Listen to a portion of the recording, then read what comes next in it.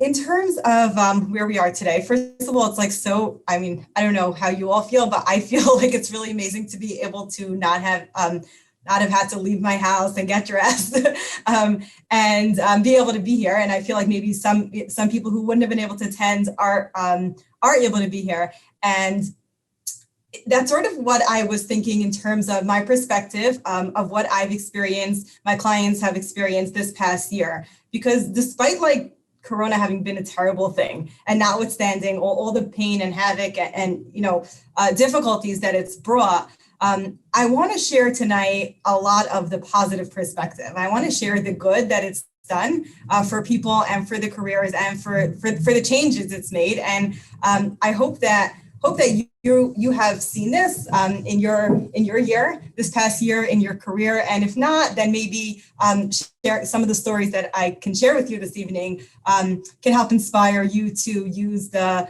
good parts of what COVID has done to us to affect your career and help you grow in whatever direction it is that you're hoping to. So with there's a chat here, right, Rivka? If we can ask questions or people can raise their hands.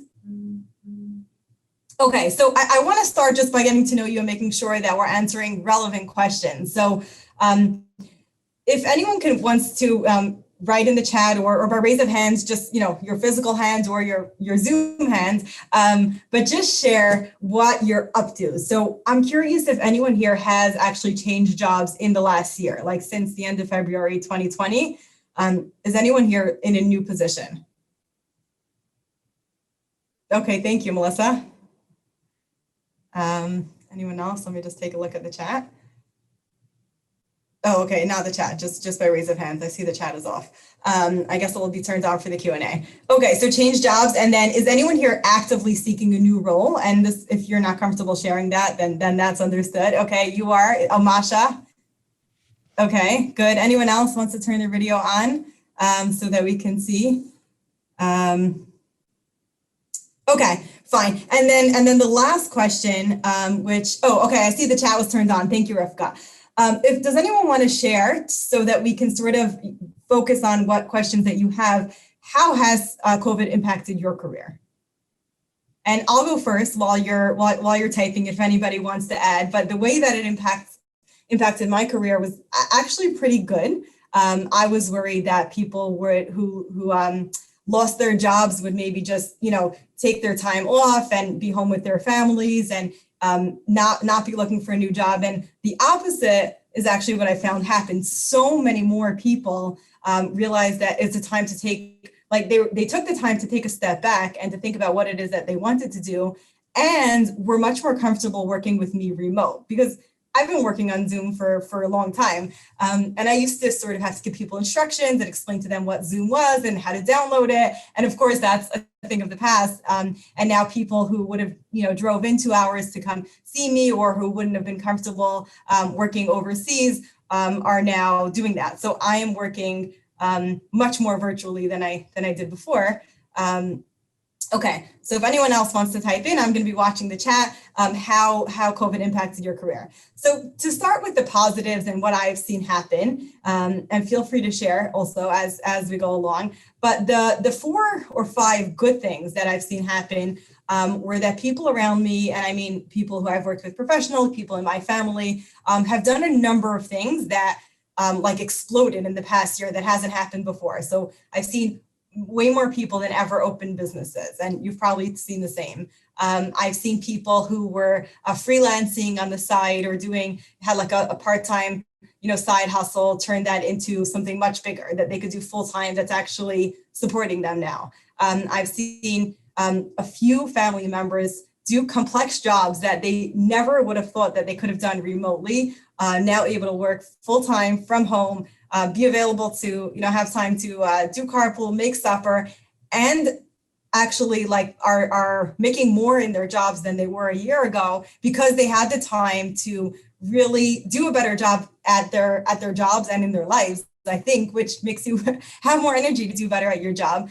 And then despite what a lot of people think, I've had a lot of people say, oh, well, probably you're seeing a lot of salary cuts, probably it's not a good time to ask for a raise.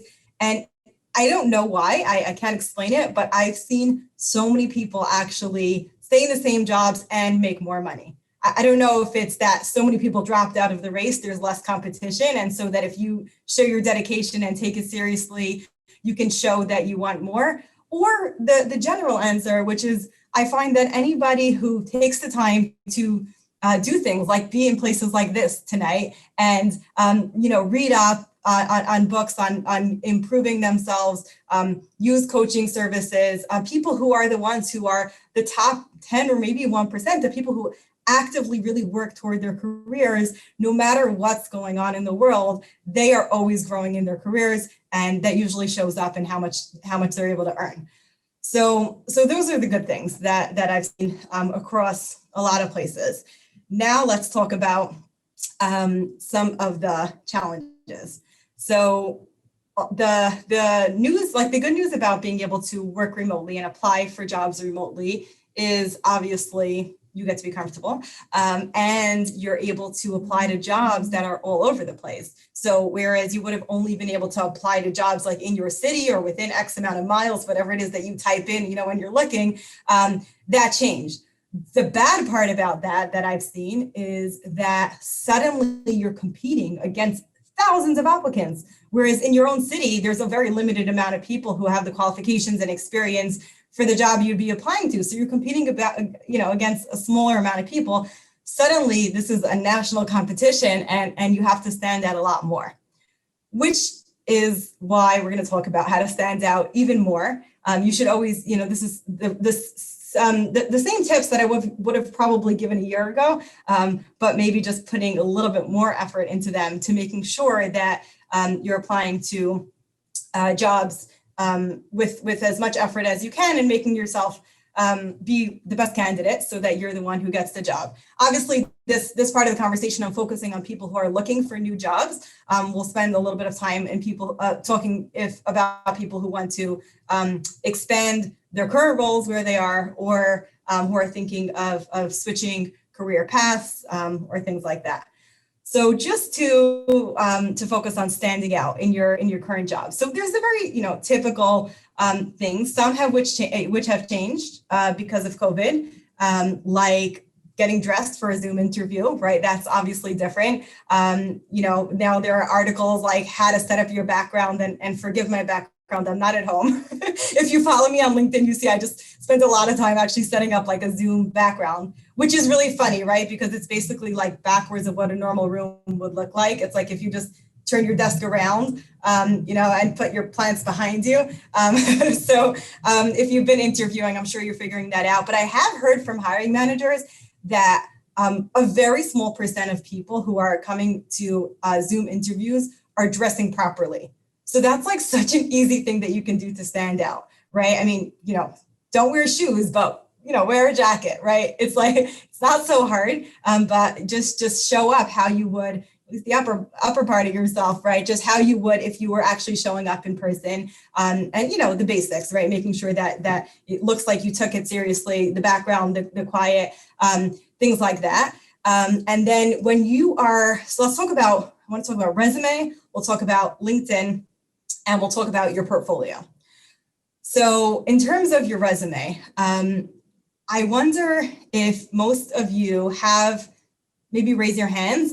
Do you have a resume that you've created yourself by raise of hands? Most people? Yeah, y'all, Masha, Melissa. Good. Okay, so people, you might find this strange to hear me say because I do resumes professionally, but I actually really, really prefer when people write their own resumes. So even if you're not confident you're going to hire someone to do it, it should be a process that you do together. Because you're not a good writer, so you might want the help, but it needs to be a reflection of you. It needs to sound like words that you would say. It needs to sound like accomplishments that you're proud of, not that a resume writer is proud of. And the biggest reason really is so that every time you see a new job, you should be customizing your resume if necessary to match that job, and you shouldn't have to rely on anybody else. I want you, when you're scrolling on LinkedIn and this job notification pops up and you see that job that would be perfect for you, but you just need to change the not the objective, the profile, which it should be nowadays, but you need to change the profile a little bit, or maybe you want to take out that one experience that's completely not relevant and talk a little bit more about something that's more relevant. You should be confident doing that on your own. So I would recommend working with someone if you're going to hire a resume writing professional. Come out of that session knowing what to do next time all by yourself if needed, so that you have that. The other thing that I want to happen when you look at your resume is when you look at it, I want you to be really proud. I want you to look at it and think, if I would have seen this resume 5 years ago and seen my name at the top, I would be like, wow, like, is that really going to be me in 5 years? Like, just like so proud, right? Because whatever you've done, I think you've worked really hard at, and you deserve for it to be shown off. And if I take a look at your resume and then I spend 5 minutes meeting you, and meeting you is so much more exciting. And I don't mean as an interviewer, like getting to know you like friends, where it's comfortable and I would actually get to know you as a real person, which doesn't always happen in an interview. But would I be so much more impressed with you as a person than the piece of paper? Like, if that's true, then I want your resume to blossom a little bit. I want it to shine, and I want you to look at it and be really proud. And of course, the opposite. If I see the piece of paper and I'm so impressed and then I meet you and I'm disappointed, that's also not a good thing. I've seen that happen too, when people walk out of an interview a bit embarrassed because, they're expecting like a 60-year-old and this 25-year-old, guy shows up. So, so don't do that either. And then the one area of the resume that I think that people should spend a little bit more time on, because like we know the basics, we know your education should be there. I'm sure everyone who's here has a professional resume, knows the steps to do it, has your experience, that you should have this in years, to have your phone number, your contact information nicely on top.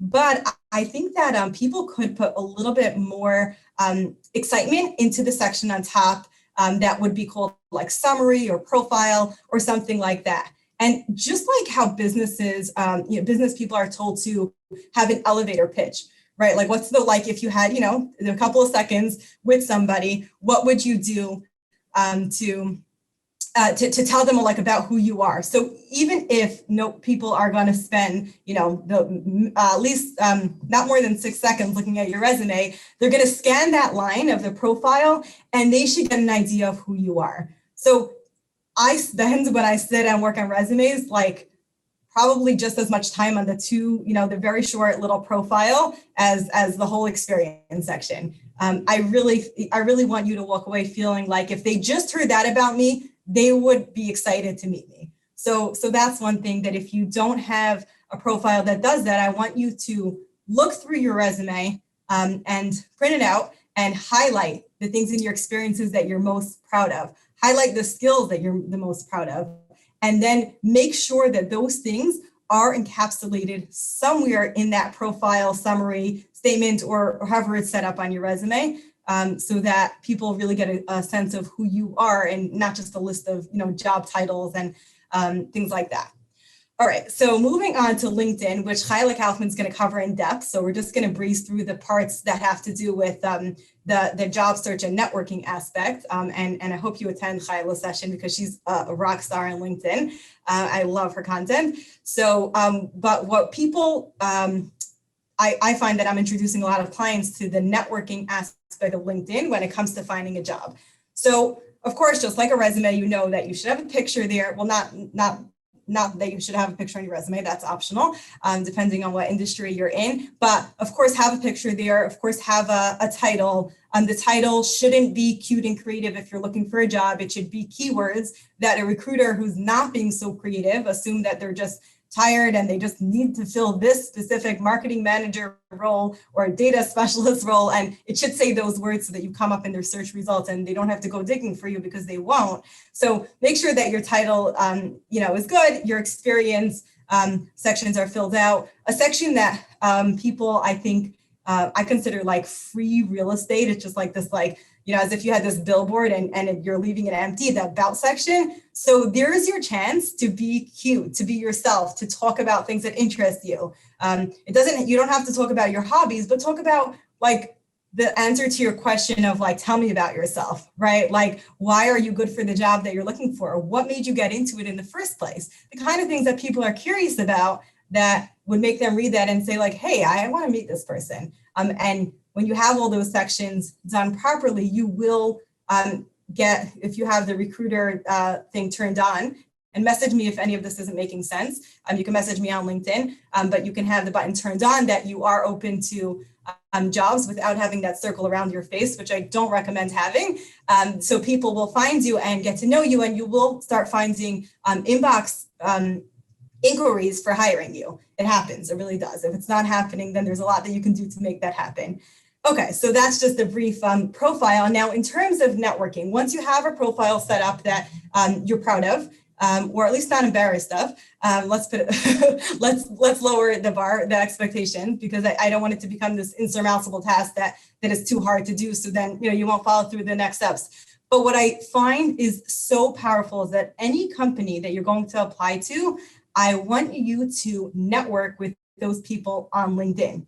It's like the most amazing thing, because if you're applying to, I just was working with someone who's applying to Burger King for a marketing role, and you can go find the person in the division that you're looking for, the HR person, and then reach out to them and say, hey, I'm looking into this role. And obviously you're not applying with them, you're networking with them. So you're going over to them as if it would be like a job fair, which is what LinkedIn is.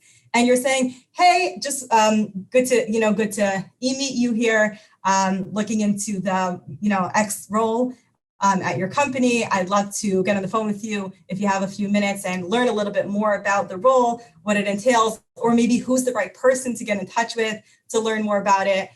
There's so much that you can do with talking to people, and don't be afraid of just messaging people. I find that a good thing that works, if you feel like it's awkward to message people, is to say, hey there, I know this is a little bit strange, and you probably get a lot of messages like this in your inbox, but, like preface it with some sort of, qualifier why, I know this is awkward, or this is awkward for me, but wondering if you'd mind. And often people at a company, like lower level people, do get rewarded or bonuses for helping recruit new people. So keep in mind that they might have a really good benefit for talking to you, and spending 5 minutes on the phone with you could be helpful to them as much as to you. And then they might recommend you more likely if they're impressed with you, because they got to know you a little bit. So use LinkedIn, please, actively to network with people in businesses that you want to work at. Get to know them, DM them. If you want scripts for how to DM them, DM me on LinkedIn. I'll be happy to help you with that. Okay, so that was LinkedIn. And another interesting tool to have is creating a portfolio, which obviously, if you're like a graphic designer, illustrator, something that's a visual field, that's obvious. You have probably an online portfolio, probably says it on your resume. But in other fields, you can do this as well. Like putting together examples of your best work, examples of events that you've put together, flyers, whatever it is. If you as you're putting together your resume, there are things that you're proud of that you actually have a visual to show, make a folder on your computer, and then bring those, print it out to your real interview or to your virtual interview. You can say, hey, can I do a screen share? And here's a couple of things that I thought might interest you to show what I've done and what I could do. So like everybody could keep a portfolio of their work. You can be, creative with it, but if you have documentation, right? Like think about it, when you read something, you believe it. So when you have something to show, it just, instead of saying I'm organized, show them your favorite Excel spreadsheet, right? With all the highlighted, colors and different formulas. There's a lot that you can show off to prove your skills in a short amount of time of meeting someone. Okay. So that's the applying to new roles, the general tips for applying to remote jobs, or applying to in-person jobs, brushing up your resume, your LinkedIn profile, and getting out there virtually as well as you can. In terms of people who are changing careers. So I'm finding a lot of people who are changing careers just because it's COVID and that's become a thing to do. So I want to address that because if you are finding that you don't like your job and you used to like your job, So just consider, is it because I don't like being a, let's say, teacher in COVID? Like, I don't like having to wear a mask or teach kids via Zoom or do like virtual lessons, right? Or maybe I don't like being a speech therapist because it's really hard to be a virtual speech therapist if that's what happened to you. So if you liked it before and you just don't like it during COVID, then maybe you should hold on, and you don't really need a rush to make a change unless something happens to your industry and it's never going to go back to the way it was. So that's one thing to consider. Another thing is that I find people come to me a lot when they don't like their job and they come and they want this answer of like, I need to change careers. What should I do? And very often it's just their job that needs changing. So make sure to ask yourself that question and make a clear differentiation between, is it my job that's not working out or am I really in the wrong career? Because sometimes switching workplaces is the solution, right? And then the opposite thing happens where people come to me and they think they need to leave their job, but really their job is so well suited to them. They'll come, they'll spend money on aptitude testing and figuring out what they should do. And then we say, wait, what do you do now? That's just like so perfect for you. And really what they needed was to develop their skills, maybe learn a little bit more leadership skills, maybe like in sales, like get better strategy, get better training, get better hands-on. And there are a number of people who I've worked with who were disappointed at the recommendation until a while later where they said, I'm so happy that I stayed in my job. I really just needed the push to go brush up my skills instead of, sometimes it's like so much more enticing to go get a completely new degree. It's much like shinier and more exciting than getting like another certificate in our field, right? So I see that a lot. So that's another thing to ask yourself. And then, of course, before you make any changes, getting a new job is like moving, is like having a new child. Of course, there are different, places on the scale, but those are all like big emotional things. Going through COVID could also have been for you a big emotional thing. So consider if you need a new emotional thing in your life and if you're emotionally in the right place to handle another one of those things. So those are just like questions to ask yourself and things to look out for before you before you make that decision to change jobs or careers. And then do we have, Rivka, we have another 2 minutes? Perfect. Okay. So just a few stories about people who have changed because of circumstances. So I worked with someone who, and I tell you these stories where maybe you can get some inspiration and ideas and apply them to your own life and job. So I worked with someone who had moved closer to family after having been in lockdown. She lived alone, had lost her husband and moved to be closer to family after a few months of living alone. And she came to me for standard career coaching. We updated her resume, we updated her LinkedIn. She learned a lot about how to network, and she was looking for a similar job to the one she had, which was like a nursing home administration type of role, like a real like serious office. She did share like that she had taken like arts. She had gone to art school like many years ago, and I sort of took that in mind, but I focused on what she had said she wanted, which was following along her career. Just yesterday, I checked in with her and said, hey, how's the job search going? She had been, focusing on this job search and finding a new job in the New York area. And she said, actually, I spent so much time during COVID going back to my art just for the fun of it and doing like a kind of like wood sculptures, wood carvings. And she said, and as I was, doing this job search, following the strategy and going after jobs, I found myself in possession of like a lot of really nice pieces. And I decided to actually change direction. I'm not looking for a job anymore. I'm going to start selling these. And she sent me some pictures and they're beautiful. So she decided to open her own business.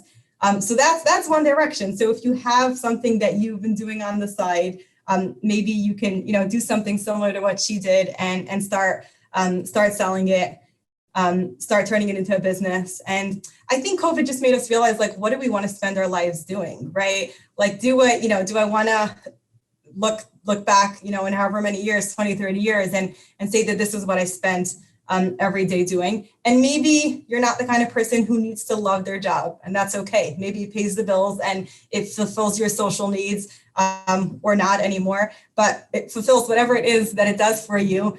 But I would say, like, it's a reminder also to develop those hobbies, whether it's art or music or taking more time to read or exercise. Like I find that just like helped a lot of people balance out. And then similarly, this other client who was in real estate and took a lot of time to just like learn software and started software that interested him and started freelancing and helping people, and eventually was able to apply for a job recently at one of these software companies and get a job because he had done that for fun. So focusing on what you enjoy is sort of my parting message to you, and using your inner who you are to make and bring that across on your resume, in your everyday, in your job, so that you can continue growing whatever it is that you decide to do.